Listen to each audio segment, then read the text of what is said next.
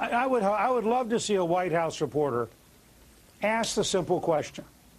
If there was a biological attack which killed over 1 million Americans, is this president really saying we would not retaliate? That's what he said. What is it we would do? Wait a minute, but that's what he said. I agree. It's what he said.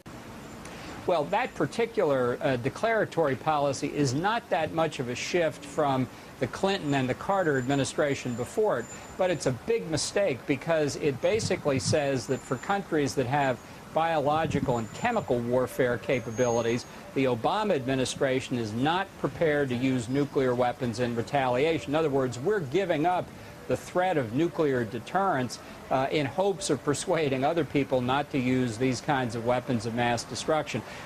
Well, let me tell you the one scenario they brought up explicitly, and that is if the United States is attacked by a country with biologic or chemical weapons, under the old policy of every administration for decades, our response is we're going to obliterate that country with a nuclear response. That's been the Clinton policy, the Reagan policy, everybody.